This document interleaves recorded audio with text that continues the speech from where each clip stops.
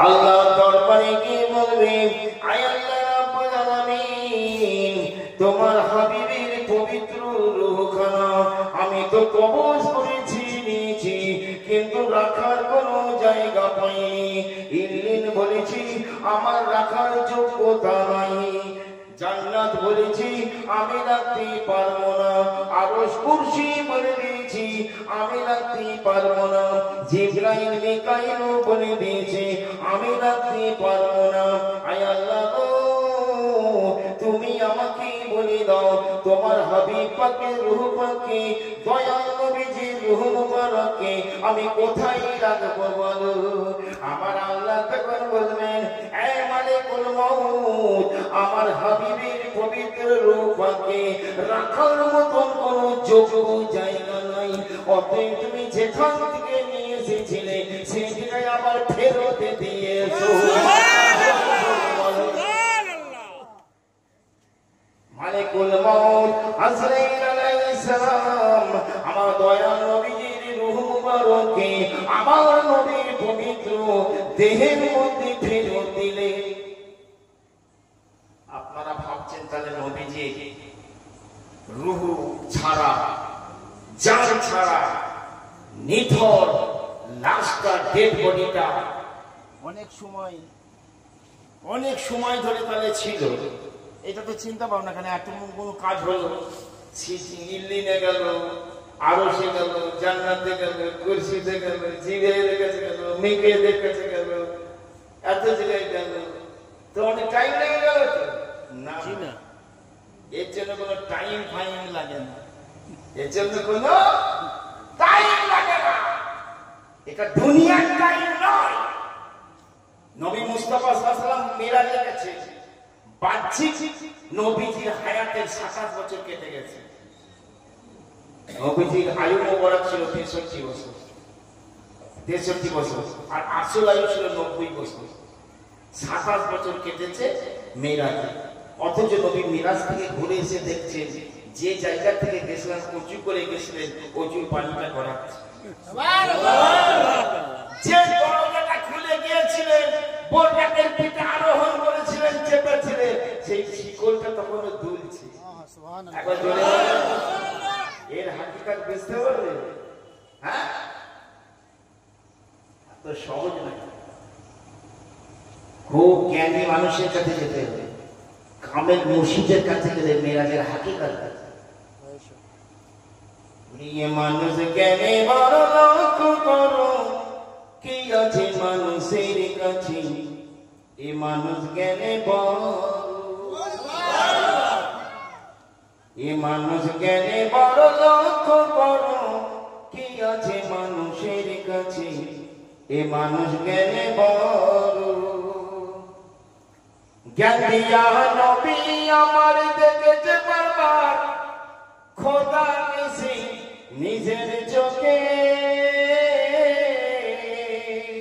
নবী চামড়ার চোখে আমার আল্লাহকে দিদার করেছেন, এটা সুন্নি জামাতের আকীদা।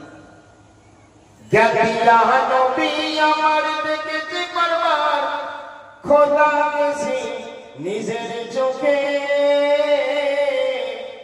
একই রাতে 7 বছর কত হয় তার, একই রাতে 7 বছর কত হয় তার, নিজের মুখে নবী বলছে এ মানুষ জ্ঞানে বড় লক্ষ্য করো কি আছে মানুষের কাছে, এ মানুষ জ্ঞানে বড়।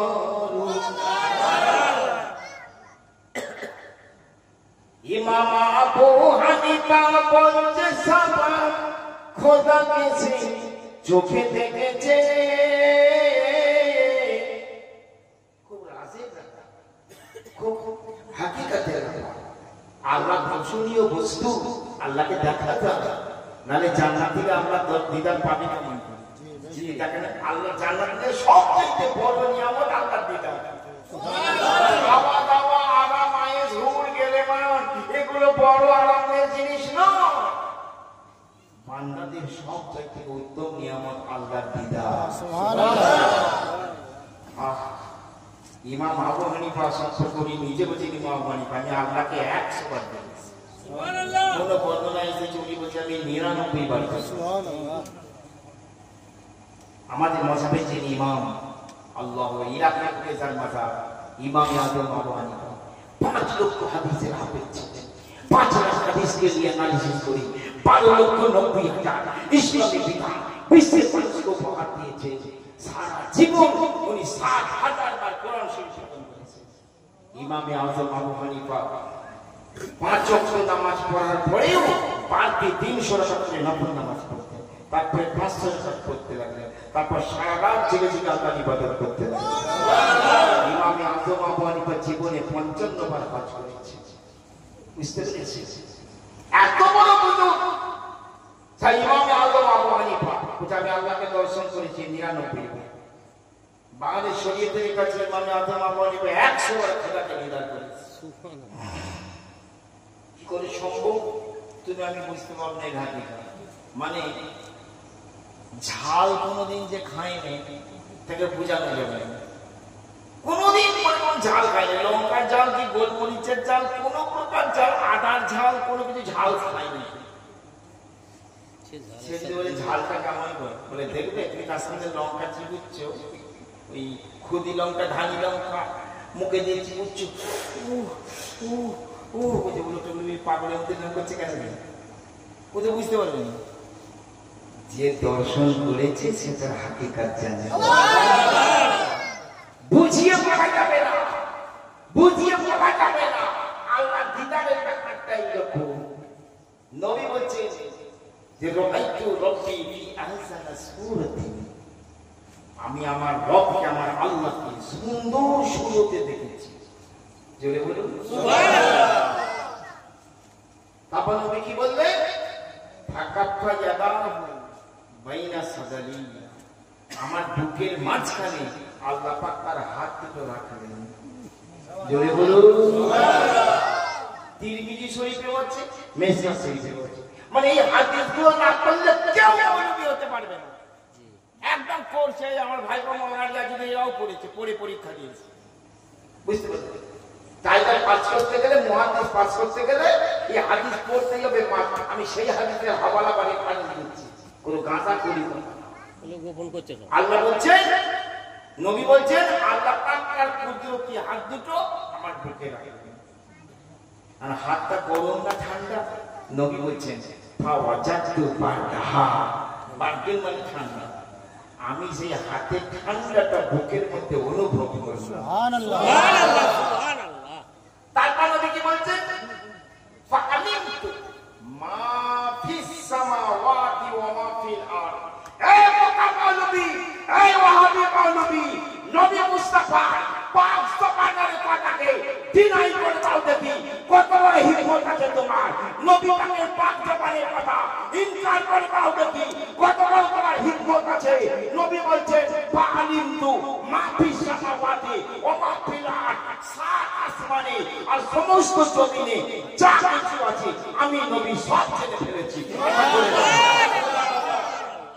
আল্লাহ তার কুদরতের হাত দুটো আমার সিনায় রাখলেন বলে আমি নবী সব জেনে ফেলেছি। তাহলে আপনাকে আমাকে চিনতে নবী বাকি আছে? কি বলবো? আপনার আমার বাপের নাম, দাদির নাম, পোস্ট অফিস নাম, থানার নাম, গ্রামের নাম নবী জানতে বাকি আছে? যে লাগছে মা, মা মা সব আছে, মিমালিবার মা। মা মানে অল, সমস্ত কিছু আসমান জমিনে যা আছে আমি আল্লাহর দেওয়া ক্ষমতায় সব জেনে ফেলেছি। একবার বলি ইমাম আবু হানিফা বলছে সবা খোদাকে সে চোখে দেখেছে। ইমাম আবু হানিফা বলছে সবা খোদাকে সে চোখে দেখেছে।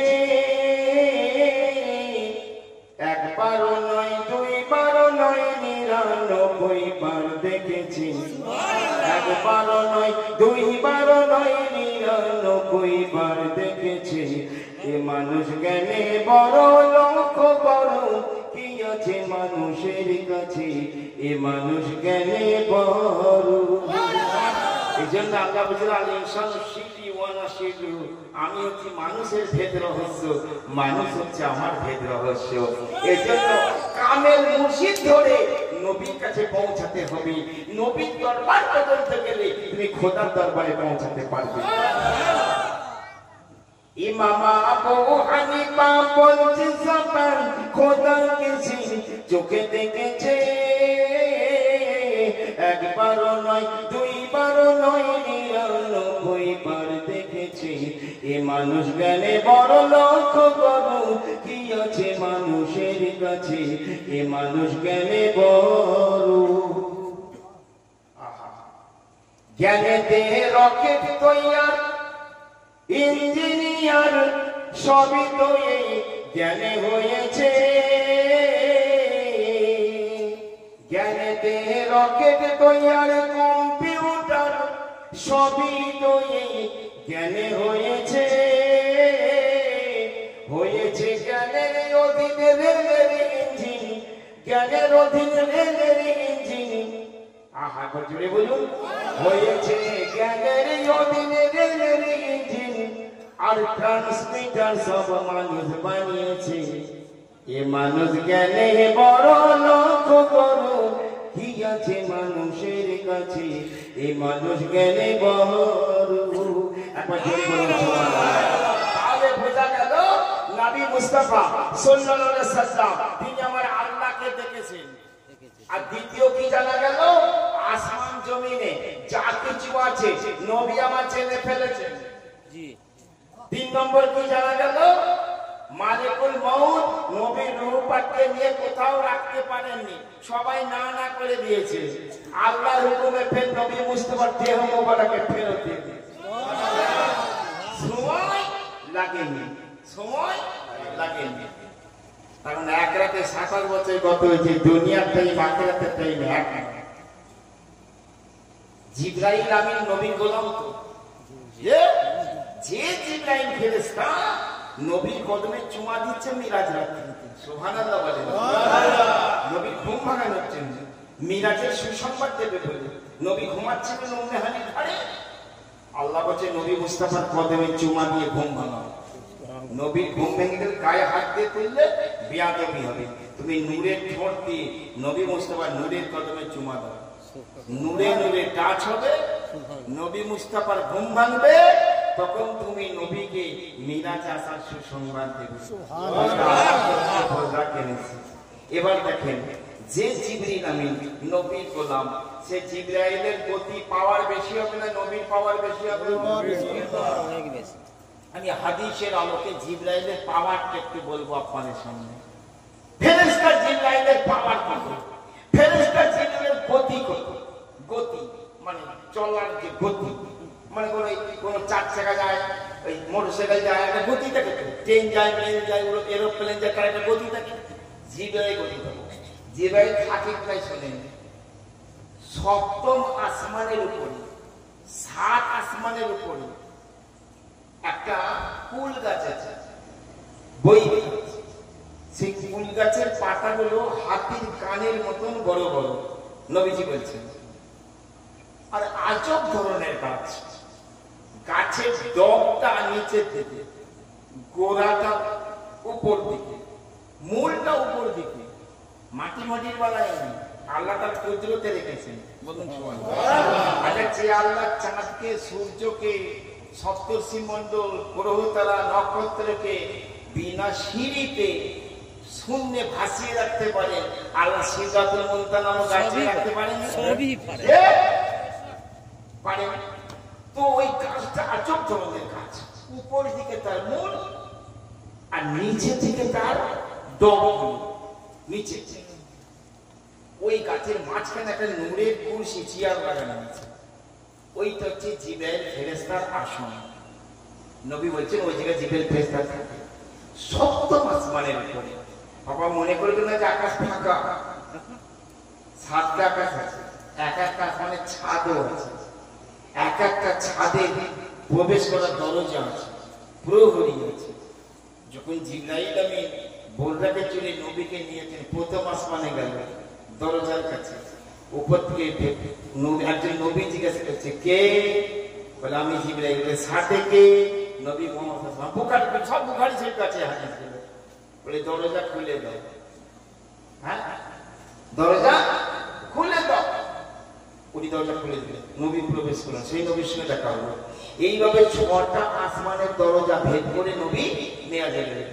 তো এক একটা আকাশ থেকে আরেকটা আকাশের দূরত্ব কত? মনে করুন এইটা জমিন, এটা প্রথম আকাশ, এক হাত। কিন্তু এই জমিন থেকে আরেকটা আকাশের ডিস্টেন্স, দূরত্ব কত?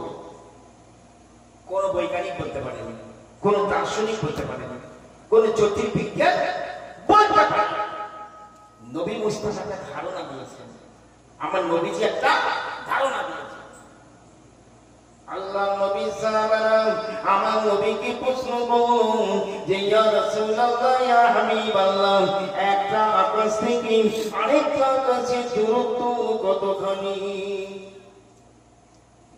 আমার নবীজি বললেন, হে সাহাবারা খুব ভালো করে শুনে নাও বাবা, সবচাইতে শক্তিশালী ঘোড়া হচ্ছে পারস্যের ঘোড়া।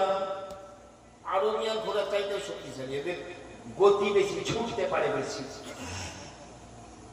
আল্লাহর নবী আল্লাহর হাবিব বলেন যে পারস্যের একজন শক্তিশালী ঘোড়াকে যদি ফুল দমে দৌড়ানো হয়, ফুল দমে যদি ছুট কাটানো হয়, ওই পারস্যের ঘোড়াটা যদি পায়খানা করার জন্য, পেশাব করার জন্য, খাওয়া দাওয়া করার জন্য যদি সে বিশ্রাম না নেয়, ঘুমানোর জন্য যদি বিশ্রাম না নেয়, এই অবস্থায় যদি ওই পারস্যের শক্তিশালী ঘোড়াটা এক লাগারে যদি 500 বছর ধরে ছুটতে থাকে, জোরে বলুন সুবহানাল্লাহ, কত বছর? 500 বছর। 500 বছর ধরে যদি ওই পারস্যের ঘোড়াটা দৌড়াতে থাকে, যত দূর পথ দৌড়াতে পারবি, এই আমার সাহাবারা শোনো, একটা আসমান থেকে আরেকটা আসমানে দূরত্ব তার থেকেও বেশি। একবার জোরে জোরে বলুন একটা আসমান, এটা হলো একটা আসমানের একটা আসমানের দূরত্ব। আবার আসমানের পুরুত্বটা, পুরুত্ব বলতে গেলে মোটাই, একটা মোটা আছে তো, দেখো মোটা, ওটা আবার 500 বছরের পর। জোরে বলে এইরকম শব্দ আসমানের উপরই জিবরাইল আমিন সিদরাতুল মুনতাহার মধ্যে অবস্থান করে। আল্লাহ পাক যখন যা হুকুম করেন, ওই জিবরাইল ফেরেশতা সিদরাতুল মুনতাহা থেকে শুনে নিয়ে আল্লাহর হুকুম পালন করে থাকে।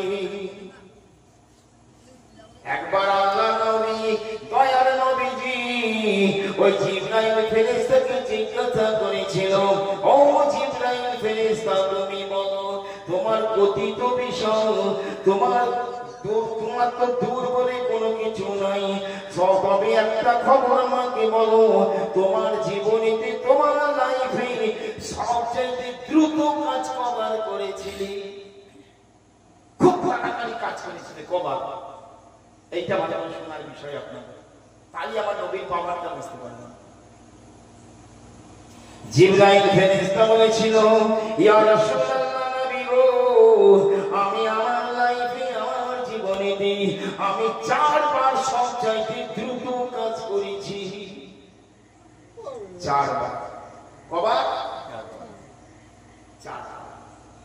এক নম্বর হলো যখন আল্লাহর নবী হযরত ইব্রাহিম খলিলুল্লাহ তিনি যখন ইসলাম প্রচার করতে শুরু করেছিলেন, কাফির বাদশা নমরুদ ওই ইব্রাহিম নবীর বিরোধিতা করতে লাগলো। শেষমেশ নবী ইব্রাহিমকে ওই চড়কে চড়িয়ে বিশাল অগ্নিকুণ্ডে ফেলে দিয়েছিল।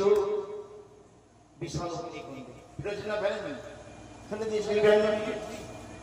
জিবরাইল ফেরেশতা বলেন, আয় আল্লাহর রাসূল নবী গো, যখন ওই কাফির বাদশা নমরুদ চরকের মধ্যে চড়িয়ে ইব্রাহিম নবীকে ঘুরিয়ে দিয়েছে, আগুনের মধ্যে ফেল পড়ে যাবে, 1 সেকেন্ড 2 সেকেন্ড বাকি আছে, ওই সময় আমার আল্লাহ হুকুম করলেন, আয় জিবরাইল তুমি ইব্রাহিম নবীর কাছে চলে যাও ওই ইব্রাহিম নবীকে ধরি ওই আগুন কুণ্ডকে আমি আল্লাহ ফুলের বাগান বানিয়ে দিচ্ছি তুমি ফুলের বাগানের মাঝখানে ধরে বসিয়ে দাও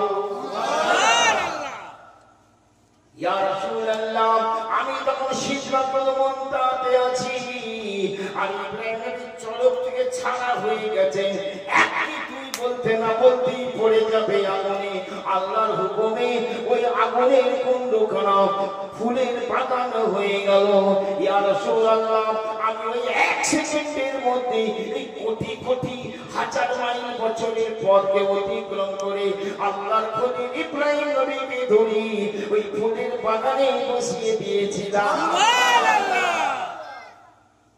সময় কত লাগলো এক সেকেন্ড পথটা কত আল্লাহ একটা আসমানের পথ একটা পারস্যের ঘোড়া 500 বছর ধরে ছুটবে যতদূর তার চাইতেও বেশি নবীজি বলছে আর সপ্তম সাতটা কাছের উপরে সিদরাতুল মুনতাহা জিবরাইল আছে চিন্তা করতে পেরেছে এই হাদিসগুলোকে পড়ো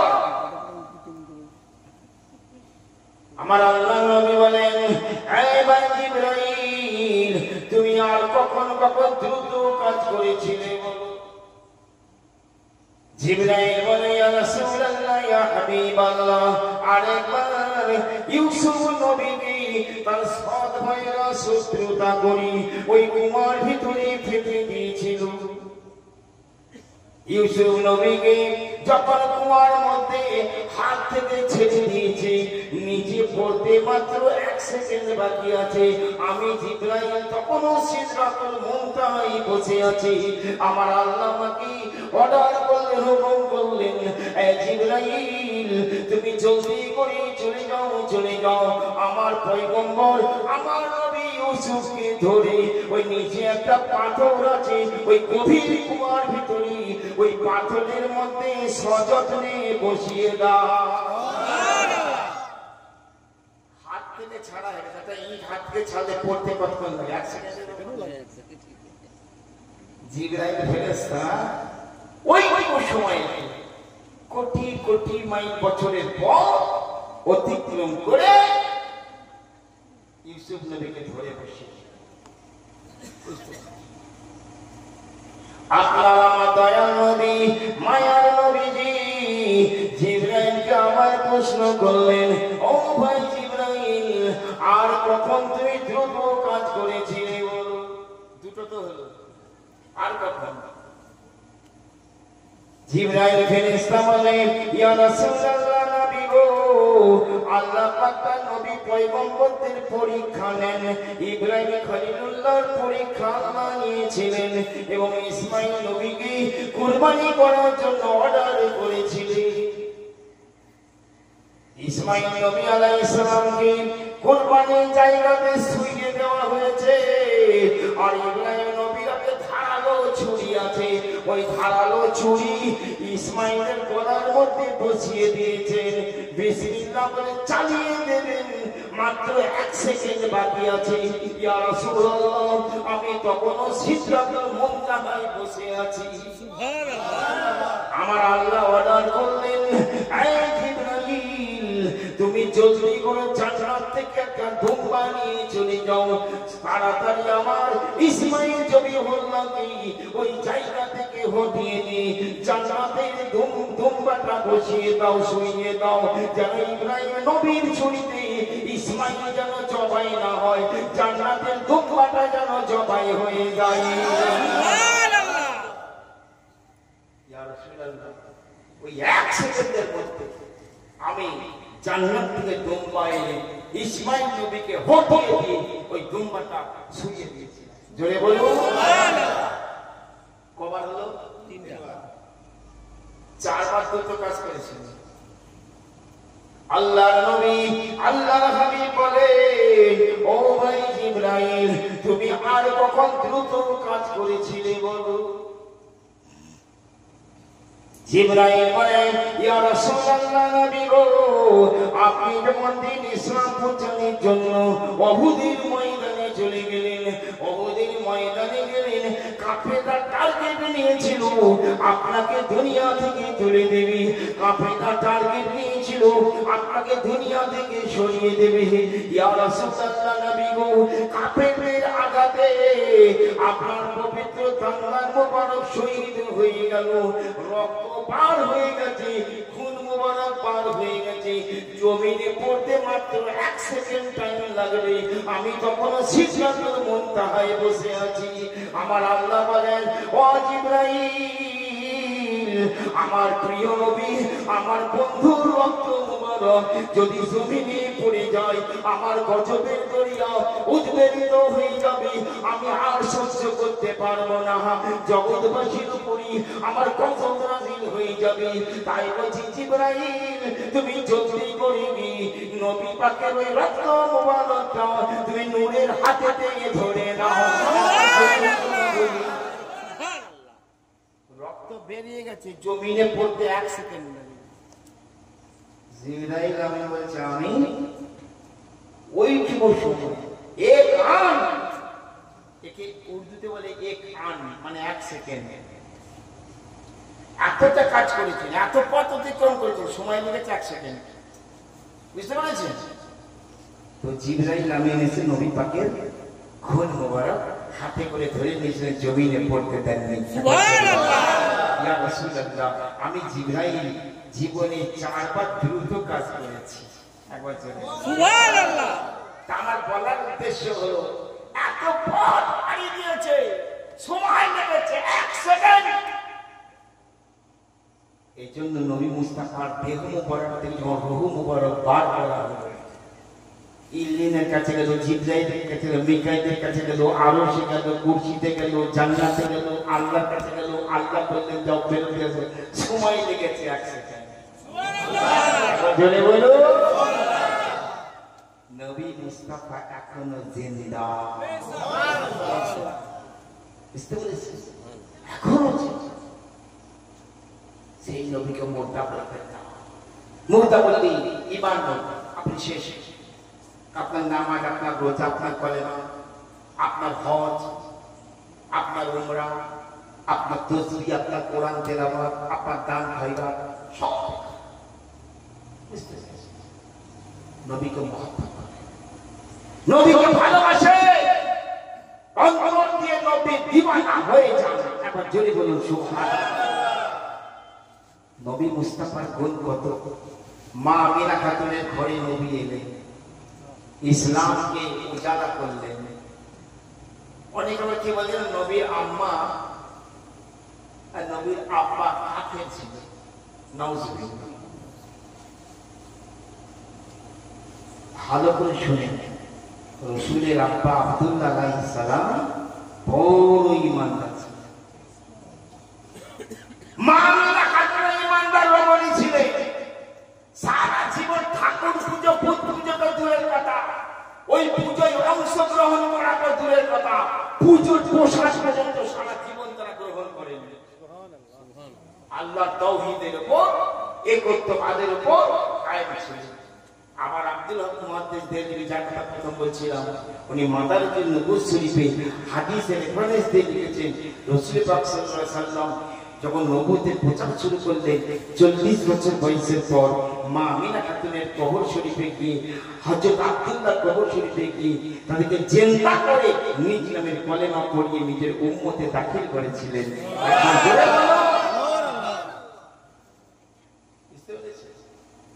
মা আমিনা খাতুন যখন নবী বেঁচে ছিল, ভালো ভালো স্বপ্ন দেখতে। কোন দিন এসে স্বপ্ন দেখে ইব্রাহিম খলিলুল্লাহ এসে বলেছে, ও আমিনা, তুমি ভাগ্যবতী, তোমার জঠরে তোমার গর্ভে জন্ম নিয়েছে দো জাহানের বাদশাহ রাসূল পাক। জোরে কোন দিন স্বপ্ন দেখে আদম আলাইহিস সালাম এসে বলছে, পয়গম্বরদের সর্দার তোমার গর্ভে জন্ম নিয়েছে। কোন দিন স্বপ্ন দেখছেন ঈসা মুসা এসে বলছে, তোমার গর্ভে জন্ম নিয়েছে। প্রতিটা নবী আমার নবীর খোঁজ খবর দিয়ে গেছেন। সুবহানাল্লাহ। খোঁজ খবর, যেমন মনে করুন ঈসা আলাইহিস সালাম আমার নবীর উম্মত হয়ে আসবেন, এখনো তো আসেন না। এই খবরটা কে দিলেন? আমার নবী। এখন সারা জগতের মুসলমানরা জানে ওই রকম প্রতিটা নবী যত নবী শুনেছে সবাই সে তার উম্মতকে শুনেছে। ওগো হযরত মুহাম্মদ সাল্লাল্লাহু আলাইহি ওয়াসাল্লাম নামে একজন মহান নবী আসবেন দুনিয়ায়, তিনি तमाम নবীদের সরদার। জোরে বলুন সুবহানাল্লাহ। তোমার প্রেমেতে আমার মন দিওয়ানা দয়াল নবী গো সুবহানাল্লাহ। জোরে বলুন সুবহানাল্লাহ। তোমার প্রেমেতে আমার মন দিওয়ানা দয়াল নবী গো একবার জোরে তুমি নবী না আসিলে জগৎ যে তোরা সাতলে হেদায়েতের আলোকে হবে তো না। এই কথা সত্য কিনা বলো? তুমি নবী না আসিলে জগৎ যে তোরা সাতলে হেদায়েতের আলোকে হবে তো না। নবী তোমার আগমনে আলো পেল জগৎ জনে, নবী তোমার আগমনে আলো পেল জগৎ জনে, ত্রিভুবনে নাই যে তোমার তুলনা নবী গো। তোমার প্রেমেতে আমার মন দিওয়ানা দয়াল নবী গো। তোমার ইশকেতে আমার মন দিওয়ানা দয়াল নবী গো। আউয়ালে আখেরে তুমি, জাহেরে বাতিনে তুমি, সর্বকালে দেখি তোমার নিশানা। একবার জোরে জোরে বলুন কি ভাষা দেখে। আউয়ালে আখেরে তুমি, জাহেরে বাতিনে তুমি, সর্বকালে দেখি তোমার নিশানা। নবী আউয়াল, নবী আখের, নবী জাহের, নবী বাতিন। ইয়াসাল্লাহ কোরআনটা খুলে দেখুন, সেখানে নবী নামে লেখা আছে। আর কোরআন নবীকে বলছে ওয়াল আউয়াল ওয়াল আখির ওয়াল জাহির ওয়াল বাতিন। নবী আউয়াল, নবী আখির, নবী জাহির, নবী বাতিন। নবী আদি অন্ত, নবী গুপ্ত, নবী ব্যাখ্যা। সুবহানাল্লাহ। আউয়ালে আখিরে তুমি, জাহিরে বাতিনে তুমি, সর্বকালে দেখি তোমার নিশানা। ওই ঈসা মুসা নূহ নবী, মোট কথা সকল নবী। একবার জোরে বলুন সুবহানাল্লাহ। ওরে ঈসা মুসা নূহ নবী, মোট কথা সকল নবী, দিয়ে গেছেন তোমার নবী ঘোষণা নবী গো। তোমার ইশকেতে আমার মন দিওয়ানা দয়াল নবী গো। তোমার প্রেমেতে আমার মন দিওয়ানা দয়াল নবী গো। নবী সেটা কিছু না। নবী তোমার প্রেম বিনা ইবাদতে কাজ হবে না। তুমি নবী জান্নাতে যাবার ঠিকানা। জোরে বলুন নবী তোমার প্রেম বিনা ইবাদতে কাজ হবে না। জান্নাতে যাওয়ার তুমি নবী ঠিকানা। নবী তুমি দয়া করে তোরাও যদি পরপারে, নবী তুমি দয়া করি তোরাও যদি পরপারে, তবে হবে জান্নাত মোদের ঠিকানা নবী গো। তোমার ইশকেতে আমার মন দিওয়ানা দয়াল নবী গো। তোমার প্রেমেতে আমার মন দিওয়ানা দয়াল নবী গো। জানাই বসিরিয়াল হাসান শোনো গো রাসূলে সুবহান নিদান কালে ছেড়ে আমায় যেও না জানাই বসিরিয়াল হাসান শোনো নবী ও দয়াবান নিদান কালে ছেড়ে আমায় যেও না তোমার দরুদের জপমালা জপি আমি সারা বেলা ওই দরুদের জপমালা জপি আমি সারা বেলা নবী তুমি ভুলে আমায় যাইও না নবী গো তোমার প্রেমেতে আমার মন দিওয়ানা দয়াল নবী গো আওয়ালে আখেরে তুমি জাহেরে বাতেনে তুমি সর্বকালে দেখি তোমার নিশানা ঈসা মুসা নূহ নবী মোট কথা সকল নবী ওই ঈসা মুসা নূহ নবী মোট কথা সকল নবী দিয়ে গেছেন নবী তোমার ঘোষণা নবী গো তোমার ইশকেতে আমার মন দিওয়ানা দয়াল নবী গো একবার জোরে বলি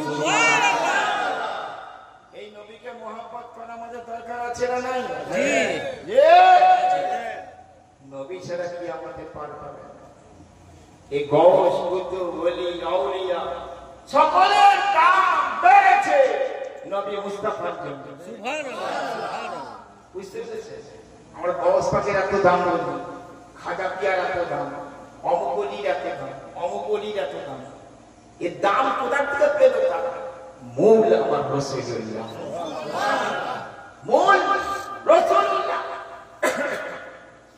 নবী কাছ থেকে কিতাবের মধ্যে এসেছে বেহেজাতুল আশার শরীফ আমার অন্য একটা ঘটনা মনে পড়ে গেল যে ওলি আল্লাহরা পাওয়ার নবীর কাছ থেকে কেমন পেয়েছেন নবীরা নবুয়ত পেয়েছে এই জগৎটা আল্লাহ সাজিয়েছে নবীর কারণে আজকে জালসাটা সাজিয়েছে নবীর কারণে ঈদের যে নবীর জন্য এই ফুল দিয়েছে বেলুন টাঙিয়েছে সুন্দর মাইক লাগিয়েছে সুন্দর স্টেজ করেছে চেয়ার লাগিয়েছে ঈদে মিলাদুন নবী সব চাইতে ঈদে মিলাদুন নবী প্রথম পালন করেছেন আমার আল্লাহ সুবহানাল্লাহ আল্লাহ প্রথম পালন করেছে বুঝতে পেরেছেন ইয়াউমে মিশাক কোরআনের ভাষায় মিশাকের দিন যেদিন সমস্ত নবীর কাছে আল্লাহ পাক ওয়াদা নিয়েছেন অঙ্গীকার করেছেন সকলের কাছে আমার নবী মুস্তাফাকে পেশ করা হয়েছে সকল নবী তো বলেছিলেন আল্লাহ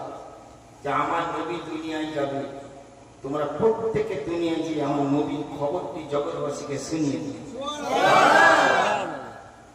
আদম এসেছে ঈসা এসেছে নূহ এসেছে ইদ্রিস এসেছে ইসহাক এসেছে ইয়াকুব এসেছে ইলিয়াস আলাইহিস সালাম এসেছে মুসা আলাইহিস সালাম এসেছে নূহ আলাইহিস সালাম এসেছে হারুন আলাইহিস সালাম এসেছে জাজিদ আলাইহিস সালাম এসেছে যুলকিফল আলাইহিস সালাম এসেছে লূত আলাইহিস সালাম এসেছে ইব্রাহিম আলাইহিস সালাম এসেছে ঈসা ইয়াকুব এসেছে সকল নবী এসেছে সকলের প্রতি আমরা ইকরার করেছিলাম অঙ্গীকার করেছিলেন হে নবীগণ তোমরা প্রত্যেকে দুনিয়ার মুখে যাবে আমি আমার প্রিয় বন্ধুকে দুনিয়ায় পাঠাবো এই খবরটা তোমরা জগৎবাসীকে শুনিয়ে দিও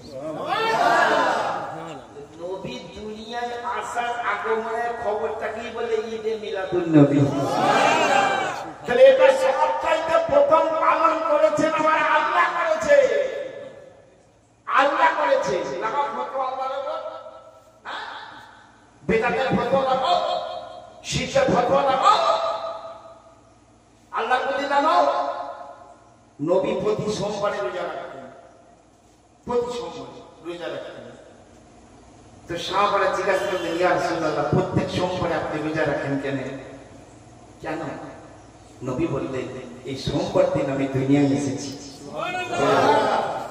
সোমবার দিন আমি দুনিয়ায় এসেছি তো নবী মুস্তাফা সাল্লাল্লাহু আলাইহি সাল্লাম নিজের মিলাদুন নবীর কথা মসজিদে নববীতে একদম মিম্বার শরীফের উপর বসে নবী করেছেন আমি বাড়ির বিলম্বল অমুক দিন অমুক দিনে এসেছি, সমস্ত নবীর প্রতি অঙ্গীকার করানো, সমস্ত ঘটনা নবী বলেছেন, এই নাম মিলাদুন নবী। তাহলে মিলাদুন নবী খোদ আল্লাহ করেছে, আর মিলাদুন নবী খোদ রাসূলুল্লাহ নিজেও করেছে। বুঝতে পেরেছে? আর এরা কিছু করা চলবে না। হ্যাঁ, শুধু নামাজ পড়ো। জানেন এই নফলের দাম কত আছে? ফরজের কমতে নফলের পরিপূরক হয়ে বান্দাকে আল্লাহ জান্নাতে পৌঁছে দেবে। কিতাবের মধ্যে এসেছে মান আনফাকা দিরহামান আলা কিরাতি মাউলিদিন নবী সাল্লাল্লাহু আলাইহি ওয়াসাল্লাম ফাকাদ মাহি ফিল জান্নাহ। আল্লাহ নবী প্রধান সাহাবী হযরত আবু হুরায়রা হযরত আবু বকর সিদ্দিক বর্ণনা করছেন যে একটা দিরহাম মানে আরবি টাকা দিরহাম মানে ধরুন আমাদের টাকায় কয়েকশো টাকা হবে।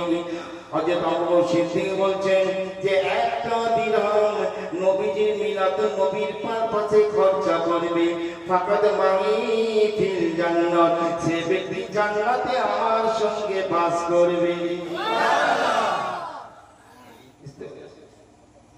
হযরত ওমর ফারুক রাদিয়াল্লাহু তাআলা বলেন যে ব্যক্তি নবীর মিলাদুন নবী উপলক্ষে একটা দিরহাম খরচা করবে, 100 শহীদের সওয়াব তার আমলনামায় লিখে দেওয়া হবে।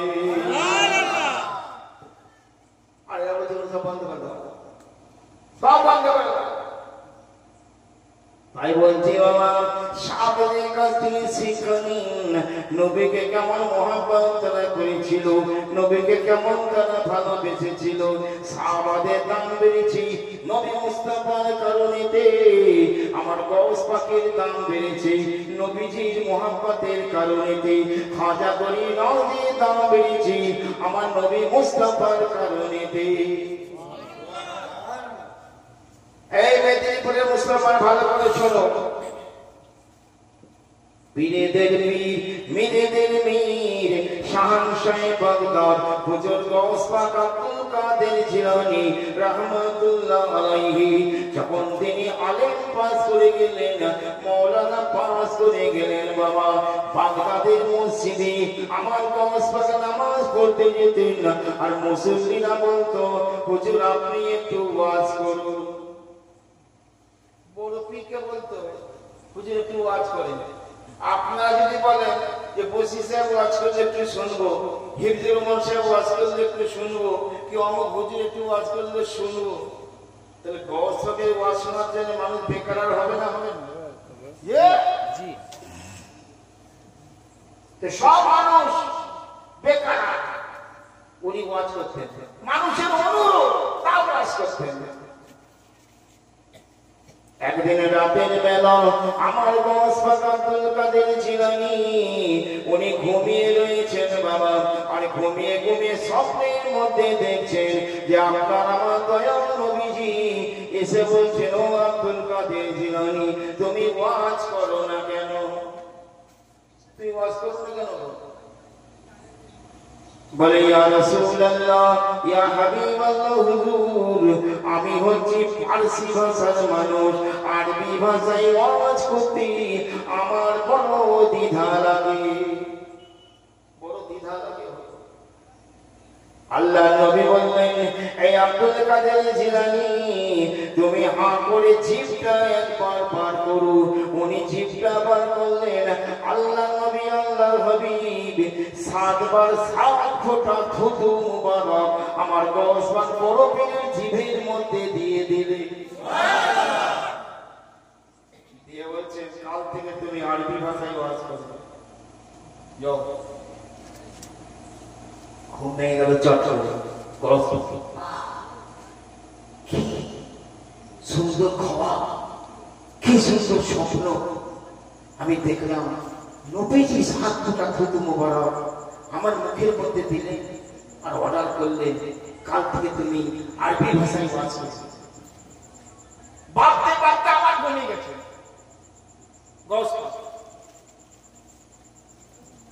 দ্বিতীয়বার যখন আমার বংশের যখন ঘুমিয়ে গেছে, সঙ্গে সঙ্গে স্বপ্নের মধ্যে দেখছেন যে শেরে খোদা মাওলা আলী মুশকিল কুশা উনি আমার আব্দুল কাদের জিলানীকে এসে বলছেন, আয় আব্দুল কাদের জিলানী গো, তুমি ওয়াজ করো না কেন?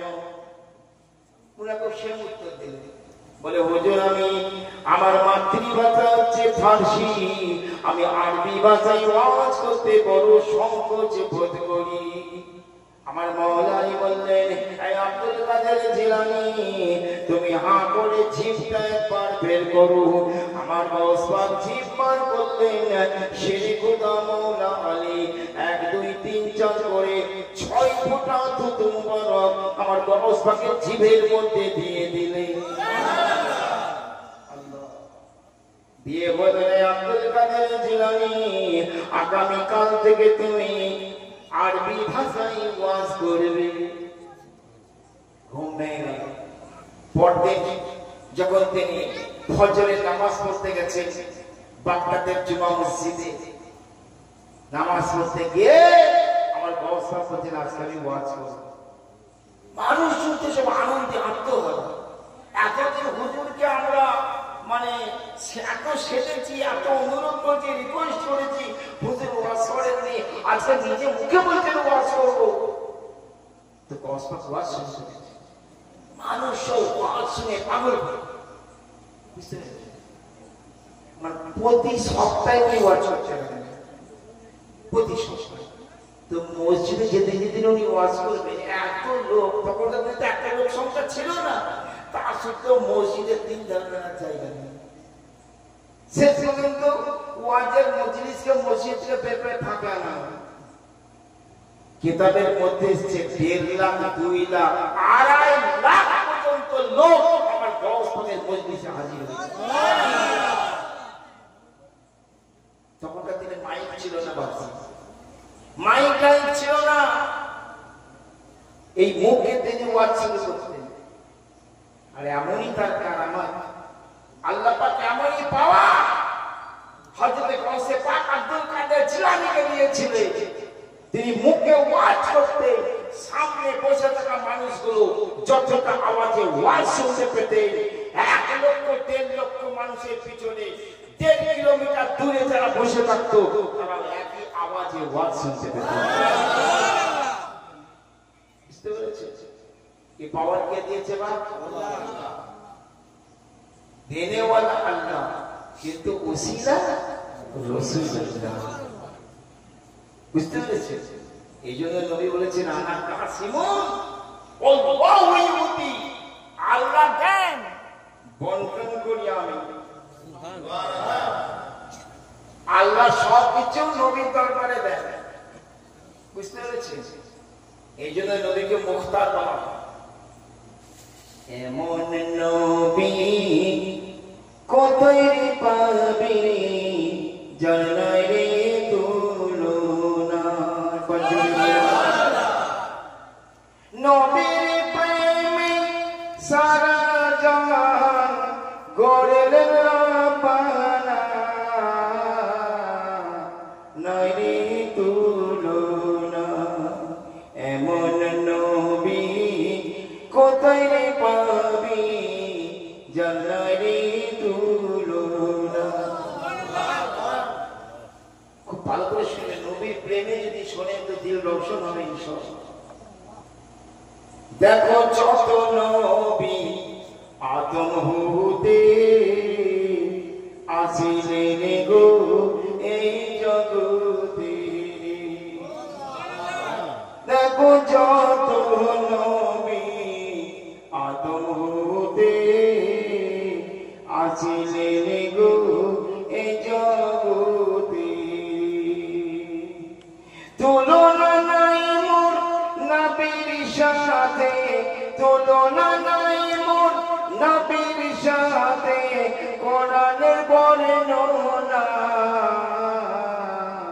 নাই রে তুলনা।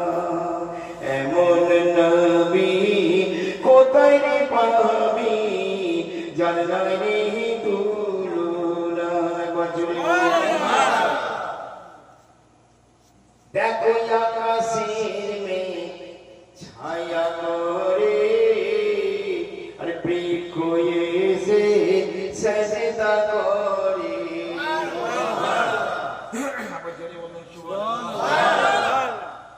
দেখো আকাশের মেয়ে ছায়া করে আর বৃক্ষ এসে সেজদা করে।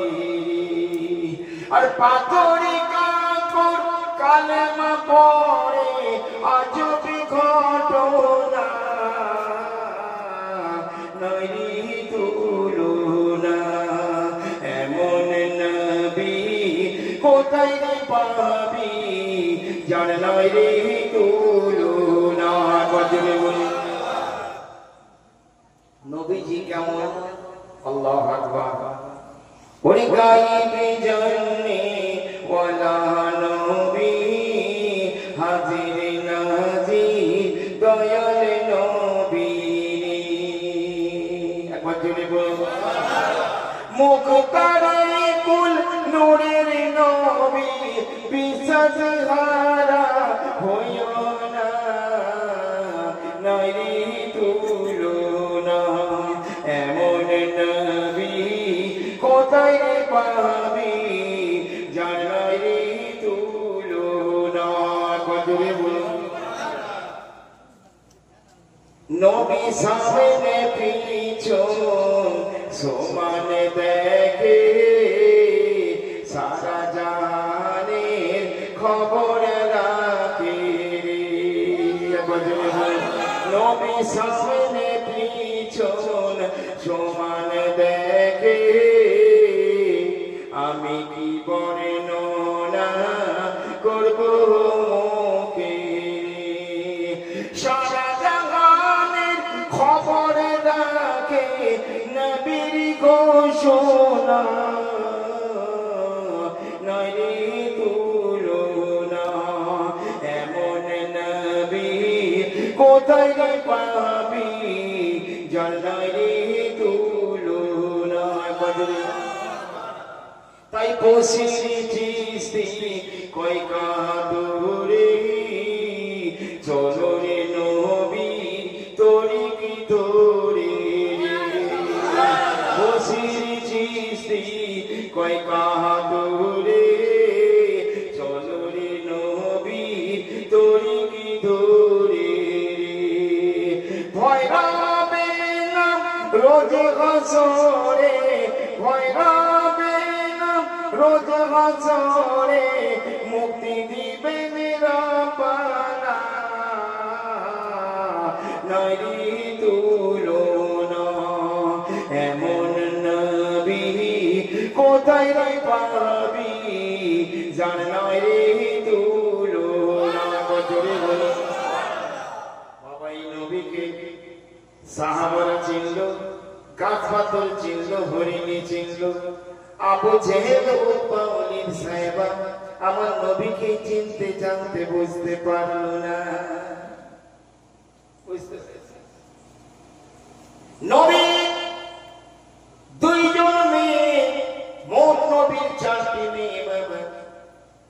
একটা মেয়ের নাম হচ্ছে হযরতে রুকাইয়া, আর একটা মেয়ের নাম হচ্ছে যায়নব, আর একটা মেয়ের নাম হচ্ছে উম্মে কুলসুম। নবীর ছোট মেয়ের নাম হচ্ছে জগৎ জননী মা ফাতেমা খাতুনে জান্নাত।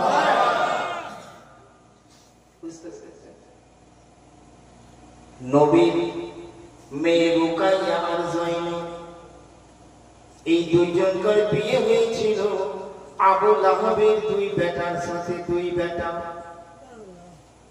আবু লাহাব কাফের না মুসলমান? কাফের। তাহলে আপনার মনে প্রশ্ন জাগবে নবীজি কাফেরের ছেলের সাথে নবী নিজের মেয়ের বিয়ে কেমন করে দিলেন? প্রশ্ন আসবে না যে কাফেরদের সঙ্গে বিবাহ হারাম এ আয়াত তখন নাযিল হয়নি বাবা। যখন নবীজি বিয়ে দিয়েছিলেন তখন কাফেরদের সঙ্গে কুটুমতালি করা যায় ছিল। পরবর্তী দুই আয়াত মনসুখ করি আমার আল্লাহ ঘোষণা করে দিলেন কাফেরের সাথে মুসলমান নর নারীর বিবাহ হবে না। ওই আবু লাহাব কাফের, নবীকে দুবেলা গালাগালি দিত, মানত না। আবু লাহাবের দুই বেটা, একজনকার নাম হচ্ছে উতবা আর একজনকার নাম হচ্ছে উতাইবা। এই উতবা আর উতাইবা এই দুই ভাই নবীজি দুই বেটিকে বিয়ে করেছিলেন। বনে বনে যা হলো, ভাই ভাই নবীর জামাই হলো উতবা আর উতাইবা, আবু লাহাবের ছেলে। আল্লাহ নবী ইসলাম প্রচার করতে লাগলেন, আবু লাহাবের সহ্য হলো না। নবীকে দুবেলা গালাগালি দেয়, নিজের দুই ছেলেকে ডেকে বলে, ও উতবা উতাইবা, আমি হচ্ছি তোমাদের জন্মদাতা পিতা। তোমরা মুহাম্মদের দুই মেয়েকে বিয়ে করেছো। মুহাম্মদ এমন ধর্মের প্রচার শুরু করেছে, আমাদের ধর্মের বিরুদ্ধে কথা বলছে।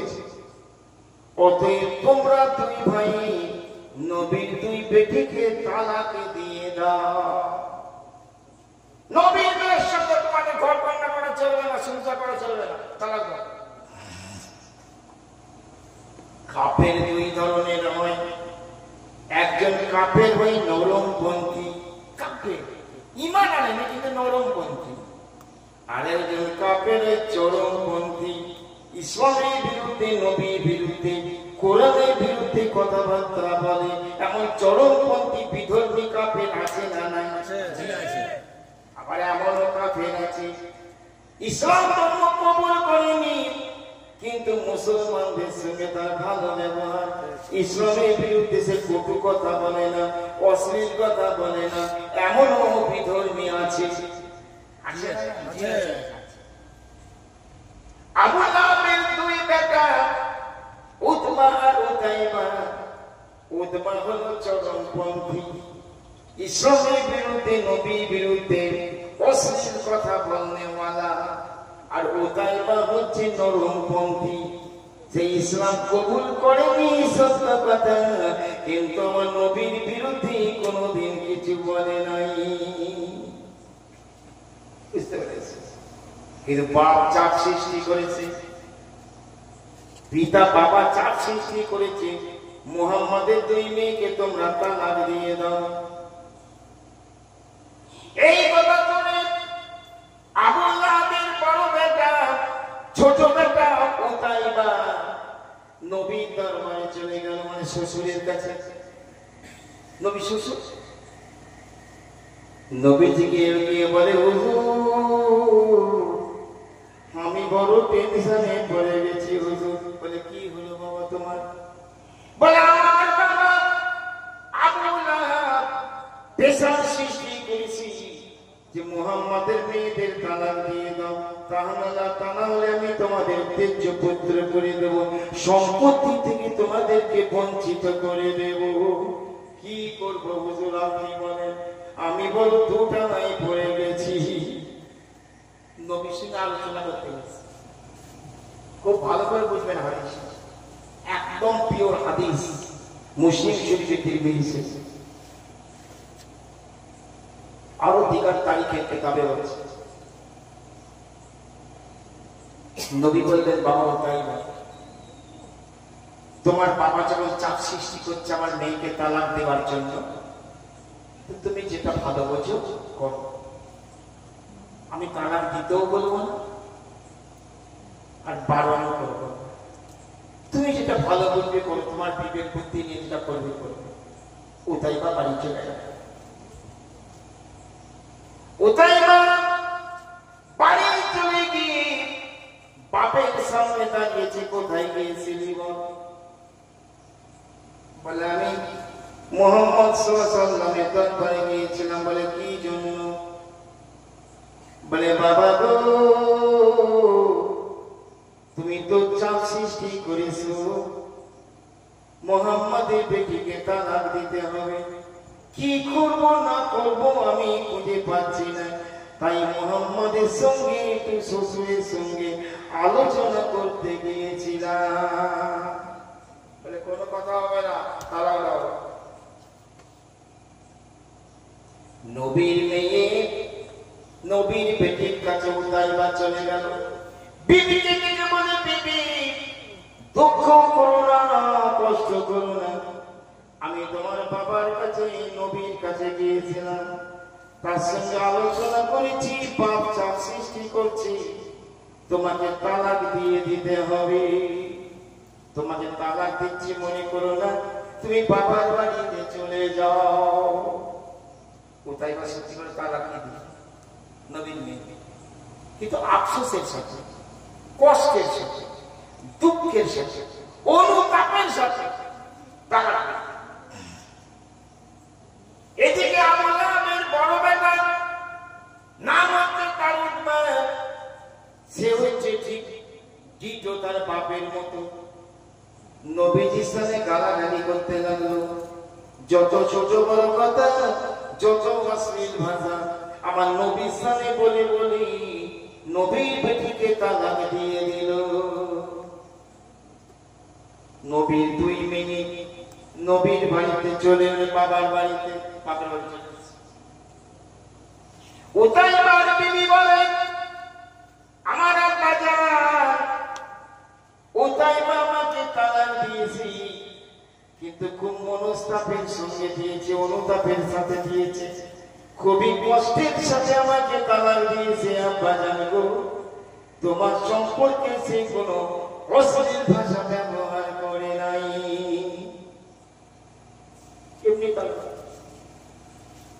কিন্তু উতবার বিবি আমার রাসূলুল্লাহর কাছে সে বলে, ইয়া রাসূলুল্লাহ, ইয়া হাবিবাল্লাহ, নবী গো, ও আমার আব্বা জান, উতবা আমাকে তালাক দিয়েছে, এটা আমার বড় দুঃখের বিষয় নয়, এটা আমার বড় কষ্টের বিষয় নয়, কিন্তু আব্বা জান আপনি হচ্ছেন আল্লাহর হাবিব, তো জাহানের বাদশা, আপনি হচ্ছেন তামাম নবীদের বাদশাহ।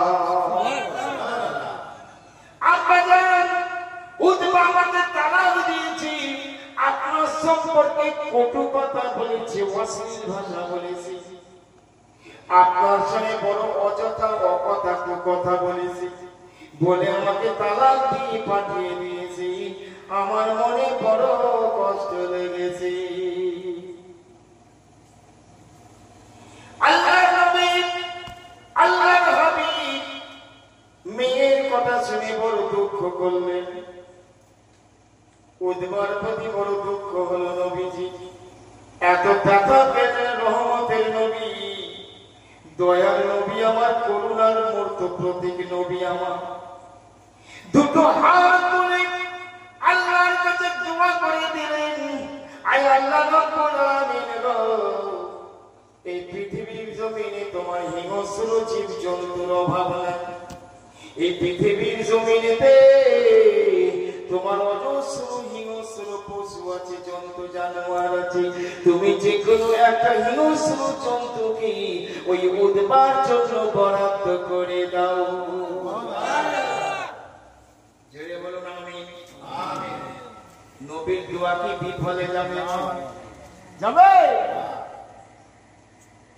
নবীর দোয়া বিফলে যাবে না, আল্লাহর কাছে কবুল হয়ে গেল। নবীর কথা, ওই উতবার কথাতে নবী মনে ব্যথা পেয়েছে, দুঃখ পেয়েছে। এত রহমতের নবী হয়েও নবী তার জন্য বদদুয়া করে দিলেন, আল্লাহ যে কোনো একটা হিংস্র জন্তুকে উতবার জন্য তুমি বহাল করে দাও। নবী দোয়া করে দিয়েছে, সারা মক্কায় প্রচার হয়ে গেছে, সারা মক্কা যে মুহাম্মদ ইবনে আব্দুল্লাহ উতবার বিরুদ্ধে বদদুয়া করে দিয়েছে, প্রচার কানে কানে কানে কানে আবু লাহাবের কাছে খবর চলে গেল। আবু লাহাবের কাছে, আবু লাহাব কট্টর কাফের, নবীকে নবী বলে মানত, রাসূল বলে মানত, করতো মুহাম্মদ যেটা মুখে বলে দেয় ওটাই হয়ে যায়। একবার জোরে বলো। না মেনেও এটা স্বীকার করতো মুহাম্মদ জবান দিয়ে যেটা বলে দেয় ওটাই হয়ে যায়। এখন আমার ছেলের বিরুদ্ধে বদদোয়া করে দিয়েছি, কি হবে?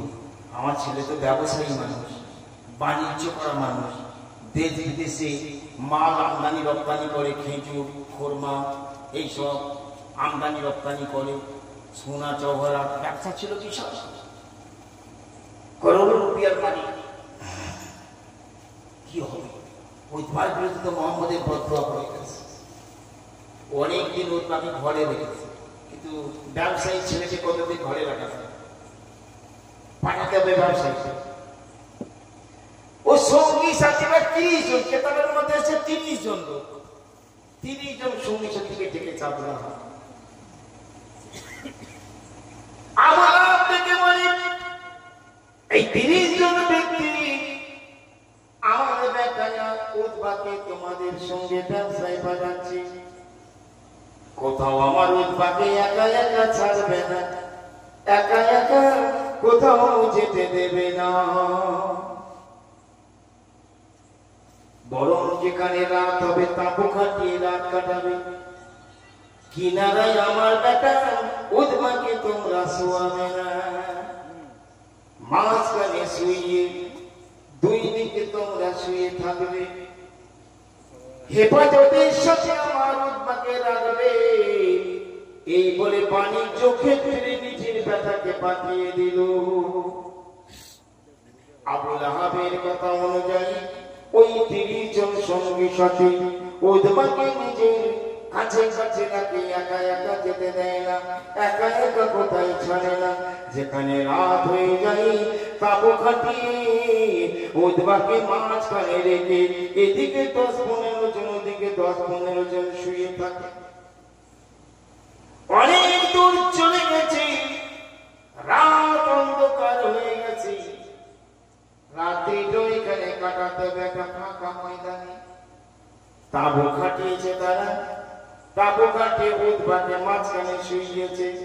এদিকে 15 জন, ওদিকে 15 জন, মাঝখানে উদ্বা, যাতে কোনো ক্ষয়ক্ষতি, যাতে কোনো লোকসান যেন উদ্বার না হয়। আমার নবীজির দোয়া তো বিফলে যাবে না বাবা। নবী তো দোয়া করেছিলেন, আল্লাহ উদ্বার কথাতে আমি বড় ব্যথা পেয়েছি, বড় কষ্ট পেয়েছি। আয় আল্লাহ দুনিয়ার বুকে তোমার অজস্র হিংস্র জীবজন্তু আছে, যে কোনো একটা হিংস্র জন্তুকে উদ্বার জন্য বরাদ্দ করে দাও। নবীর এই দোয়া বিফলে যাবে না। ভাইরা আমার, শুয়ে আছে গভীর রাত, মাঝখানে আছে উদ্বা, এদিকে 15 জন, ওদিকে 15 জন।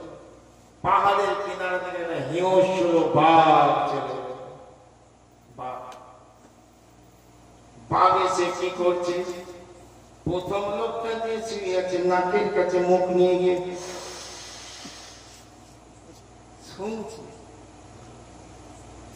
তার পাশের লোক থেকে শুনছে, কিছুই বলে, পাশের লোক থেকে শুনছে, সব লোকের কাছে নাক নিচ্ছে বাঘ। আমি বলি মনের বাঘ, ওখানে 30 জন ব্যক্তি সবাই তো কাফের, কেউ তো মুসলমান নয়, কেউ তো ইমানদার নয়। তুমি কারো ক্ষয়ক্ষতি করছো না কেন? মুখ সঙ্গে সঙ্গে চলে যাচ্ছ কেন? বনের বাপ জবাব দেবে, ওরে দুনিয়ার মানুষ, আমি এখানে কাফেরকে তালাশ করি নাই, আমি কাফেরকে সন্ধান করিনি। শুধু যে ব্যক্তি মামুলি কাফের, আমি ওই ব্যক্তিকে খোঁজ করি নাই যে কাফেরের জবান দিয়ে নবীর গোস্তাকি বেরিয়েছে, যে কাফেরের জবান দিয়ে নবীর বিয়ানবি বেরিয়েছে, আমি সেই কাফেরটাকে তালাশ করছি। এখন 4 মুখ দিয়ে নবীর বিয়া নবী পার হয়, তার মুখ দিয়ে এমন একটা দুর্গন্ধ বাহির হয় বাবা, তার বিবি বুঝতে পারবে না, বন্ধু বান্ধব বুঝতে পারবে না, সাতবার যদি কলকে কাজল দিয়ে বিরাজ করি ওই গন্ধ দুনিয়ার মানুষ বুঝতে পারবে না, কিন্তু নবীর বিয়া নবী করার গন্ধ, নবীর অশ্লীল ভাষা নবীকে বলার কারণে যে গন্ধ, নবীর গুস্তাখি করার যে দুর্গন্ধ, ও গন্ধ আল্লাহর ফেরেশতারা টের পায়, বনের পশু পক্ষীরা টের পেয়ে যায়। তখন ওই বনের বাঘ শুনতে মাঝখানে চলে গেছে, ঠিক উদ্বার কাছে চলে গেছে, উদ্বার মুখের কাছে নাক নিয়ে যখনই টেনেছে বাঘ বুঝতে পেরে গেছে এই হচ্ছে সেই বিয়াদব যে দোজাহানের বাদশা নবী পাকের সামনে কটু কটু কথা বলেছে। মারলো থাকা বনের বুকে পাঞ্জারা নখযুক্ত মারলো পাঞ্জারা নিয়ে উদ্বাকে চিরে ফেলে চিৎকার করছে উদ্বা, মানুষ সব ভয়ে চলে গেছে, একেবারে চিরে ফেলে টুকরো টুকরো করে, হাদিস পাকে আছে উদ্বার এক টুকরো গোস্ত পর্যন্ত খাইনি ওই বাঘ, খাবে কিন্তু গোটা শরীর তো না খাবে, বাঘও খাবে, টুকরো টুকরো করে চলে যাবে। বনের বাঘ নবীর শানে বিয়াদবি করা, এই পরিণতি, নবীর শানে গুস্তাখি করা, এই পরিণতি বনের পশুরাও আমার নবীকে এসেছে, পশু পক্ষী নবীকে সালাম দিয়েছে, হরিণ নবীকে সালাম দিয়েছে, বুঝতে পেরেছে ভাইরা? আমার নবীজিকে রাখাল বলবেন না, নবীজিকে রাখাল বলা হারাম। অনেকে বছর গায়ে নবী রাখাল হয়েছে, বকরি চড়িয়েছে, ছাগল চড়িয়েছে, এসব মূর্খ লোকেদের লেখা বছর রাম পাবলিক সব গেয়ে গেছে। নবীর দুধ ভাই হযরত আব্দুল্লাহ মানে হালিমার কথা, উনি বকরি চড়াতে যেতেন, সঙ্গে সাথে নবীজি যেতেন, সঙ্গে সাথে নবীজি যেতেন, বনের পশুরাও আমার নবীকে এসেছে। একদিন নবী হালিমার বেটা একা একা একটা বিশাল ছাগলের পাল নিয়ে চড়াতে গিয়েছে। ওটা পাহাড়ের এক কিনারে থেকে একটা হিমশিল বাঘ এসে পালের সবচাইতে যে বড় ছাগলটি, ওই ছাগলটিকে মুখে করে তুলে নিয়ে গেছে, কামড় দেয়নি, আলো করে ধরে নিয়ে গেছে। আর এত শত চেষ্টা বাঘের মুখ থেকে ছাড়াতে গেলে ও বাঘের মুখে পড়ে যাবে, আও বাজারে কাঁদতে কাঁদতে বাড়িয়েছে। হালিমা জিজ্ঞাসা করে, বেটা কি হলো বলো, এমন করে তুমি কান্নাকাটি করছো কেন? হালিমার বেটা বলে, আম্মা জান, আজকে ছাগলের পালের মধ্যে সব চাইতে সেরা ছাগলটি বাঘেদের তুলে নিয়ে চলে গেছি, আমি শত চেষ্টা করেও বাঘের মুখ থেকে ছাগলটিকে ছাড়াতে পারিনি। হালিমা দুঃখ করছে। আমার শিশু নবী মুহাম্মদুর রাসূলুল্লাহ সাল্লাল্লাহু আলাইহি ওয়াসাল্লাম নিজের দুধমা হালিমা খাতুনকে গিয়ে বলে, আম্মা জান, আপনি দুঃখ করবেন না, আপনি কষ্ট নেবেন না, আপনার পালের যে ছাগলটি বাগেতে ধরে নিয়ে গেছি, আমি সেই ছাগলটিকে ফিরিয়ে নিয়ে আসবো। বাচ্চা ছেলে, সে বলে আমি ছাগল ফিরে নিয়ে আসবো। তারিখে ইসলামে পরিষ্কার লেখা আছে, কত বড় পাওয়ার আমার নবী। পরের দিন আল্লাহর নবী, আল্লাহর হাবিব তখন ওই দুধ ভাইকে সাথে করে নিয়ে মাঠের মধ্যে চলে গিয়েছি, চলে গিয়ে ওই পাহাড়ের থেকে অগ্রসর হয়। পাহাড় দুধ ভাই বলে, ও মুহাম্মদ, দোহাই দিচ্ছি তোমায়, যত পাগের আটখানা ওই জায়গায় তুমি খবরদার ওখানে যাবে না, তুমি পাখির কবরে পড়ে যাবে, তুমি পাখির মুখে পড়ে যাবে। আমার শিশু নবী তার দুধ ভাইকে বলে, ভাইজান তুমি চিন্তা করো না, আমাকে একটু যেতে দাও। আল্লাহর নবী, আল্লাহর হাবিব বেশ কিছুদিন তার দুধ ভাইয়ের সঙ্গে মাঠেতে যাননি বলে বাঘেরা ওই ছাগলটাকে নিয়ে চলে গিয়েছিল। আমার রাসূল সেখানে গিয়ে দেখে 10-12টা হিংস্র বাঘ সেই দুধওয়ালা ছাগলটাকে মাঝখানে রেখে ঘিরে বসে রয়েছে।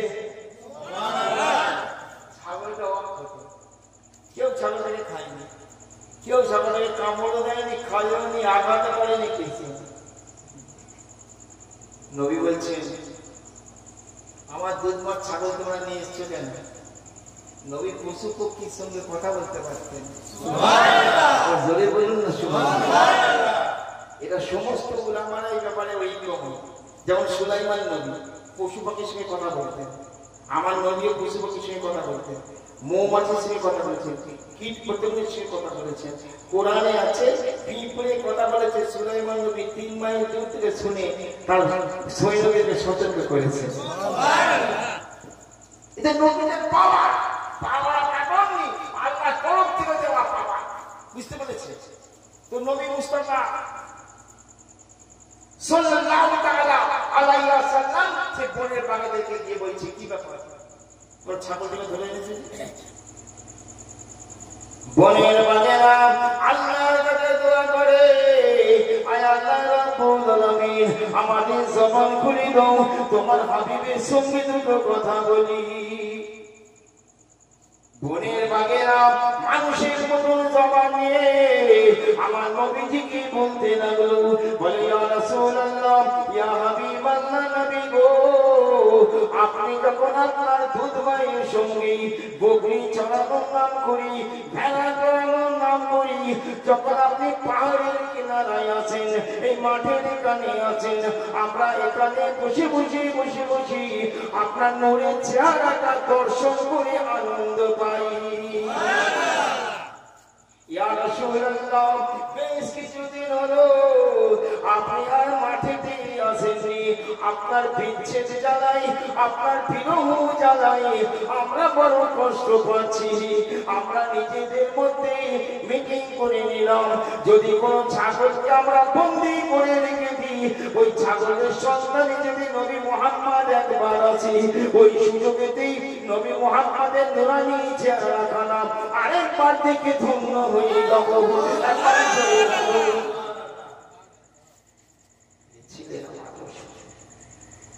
বুঝতে পেরেছে? তখন নবী কি করলেন? ছাগলটাকে নিয়ে বাগেদের সান্ত্বনা, কোন সব মাত্র নবীকে দেখার জন্য রাগ করে এসেছে, ছাগলকে নিয়ে চলে মা হালিমা খাতুন আশ্চর্য হয়ে গেছে, মুহাম্মদ এই বাগে ছাগল নিয়ে চলে, তুমি নিয়ে চলে এলে? বলছে, আম্মা জান, দুধমাকে বলছে ওই বাঘের আমাকে দেখার আশায় বসেছিল। জোরে বলুন সুবহানাল্লাহ। সেই রাসূলকে বলল, আমাদের কত বিবেক মারা গেছে, আল্লাহ জব भी लेता है तो আকলে को छीन लेता है। বুঝতে পেরেছি? একটা দুপুরি কালা করে সময় পার হয়ে গেল, আমি দরুদ সালাম করে দেবো। এখন মাঠে সুবহানাল্লাহ বলি, মায়া মিনার কোলের চাঁদ করে ঝলমল, মায়া মিনার কোলের চাঁদ করে ঝলমল, মারহাবা ইয়া রাসূলুল্লাহ বলে তোরা বল, মারহাবা ইয়া রাসূলুল্লাহ বলে তোরা বল, মায়া মিনার কোলের চাঁদ করে ঝলমল। সেই আনন্দে আমরা আজকে মজলিস করেছি, করবে ভাববে না যে বসিসে পয়সার জন্য বলছি, নাউযুবিল্লাহ। যে সুন্নি বক্তাকে ভালো লাগে নিয়ে আসবে, আমাকে পছন্দ লাগে আমাকে নিয়ে আসবে, অন্য সুন্নি বক্তাকে পছন্দ লাগে নিয়ে আসবে। যত মিলাদুন নবীর জলসা আপনারা করান, এর মাধ্যমে নবী নবীকে স্মরণ করুন। মায়াবিনার কোলে জগ করে জলমল, আরে মারহাবা ইয়া রাসূলুল্লাহ বল রে তোরা বল, আজি মারহাবা ইয়া রাসূলুল্লাহ বল রে তোরা বল।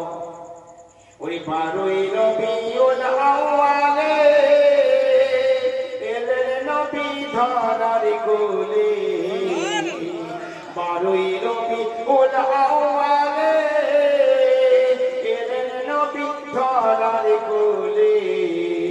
আর খুশি হলো আসমান জমিন পবন হিল্লোল, খুশি হলো আসমান জমিন পবন হিল্লোল।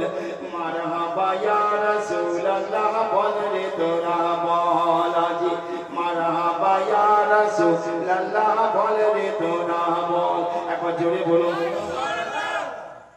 ওরে নবীর তাজিম করার করে আমিনা জননীর ঘরে। নবী যেদিন এলো নবীকে তাজিম করার জন্য কে কে আসছে দেখুন। তাজিম মানে সম্মান, আদর সম্মান করার জন্য। ওরে নবীর তাজিম করার করে আমিনা মায়ের ঘরে। আর নাজিল হলো কুরআন, নাজিল হলো কুরআন ফেরেশতা সকল। মারহাবা ইয়া রাসূলুল্লাহ বল রে সবাই বল তোরা, মারহাবা ইয়া রাসূলুল্লাহ বল রে তোরা বল। সকলে হাত তুলে বলেন ইয়া রাসূলুল্লাহ, মারহাবা ইয়া রাসূলুল্লাহ, মারহাবা ইয়া রাসূলুল্লাহ। যদি নবীর দরবারে আপনার এই পুকার কবুল হয়ে যায় তো কিয়ামতের দিন নবী আমাদেরকে সুপারিশ করে জান্নাতে নিয়ে যাবেন ইনশাআল্লাহ। ওই নবীর তাজিম করার করে আমিনা জননীর ঘরে। আর নাজিল হলো কুরআন ফেরেশতা সকল, নাজিল হলো কুরআন ফেরেশতা সকল। আর মারহাবা ইয়া রাসূলুল্লাহ বল রে তোরা বল, আজি মারহাবা ইয়া রাসূলুল্লাহ বল রে তোরা বল। একবার জোরে বলেন। এবার শুনুন। ওই নবীর প্রেম না থাকলে দিলে তুমি পার পাবে না পরকালে। নবীর প্রেম না থাকলে দিলে, যদি বলেন আমাদের আবার নবীর প্রেম নাই, ওয়াহাবিরা আমরা করেছি আসসালামু মুহাম্মদ রাসূলুল্লাহ, আজান দিচ্ছি, আমাদের নামাজ পড়ছি, আল্লাহুম্মা সাল্লি আলা মুহাম্মদ ওয়া আলা আলি মুহাম্মদ পড়ছি বলছে, কিন্তু সেই মুখে আবার বলছি নবীকে নূর মানা শেষ। নবীজি কি আম করা না যায়, নবী নয় চুমু দেওয়া হারাম, নবী নবীর সাথে জুলুস বের করা বেদাত, নবী গায়েবের খবর কিচ্ছু জানে না, নবীকে আজি নাজি যেন সেরে, নবী আমাদের মতন মানুষ, নবীকে মানা হলো। ও সাবধান। ওরে নবীর প্রেম না থাকলে দিলে তুমি পার পাবে না পরকালে। বেকার হবে নামাজ রোজা ইবাদত সকল, বেকার হবে নামাজ রোজা ইবাদত সকল। মারহাবা ইয়া রাসূলুল্লাহ বল রে তোরা বল, আজি মারহাবা ইয়া রাসূলুল্লাহ বল রে তোরা বল। ওরে নূরে নবীজি শাফায়াতে তোরে যাব কিয়ামতে, নূরে নবীজি শাফায়াতে আমি তোরে যাব কিয়ামতে। বসির বলে এটাই আমার আছে মনোবল, বসির বলে এটাই আমার আছে মনোবল। মারহাবা ইয়া রাসূলুল্লাহ বল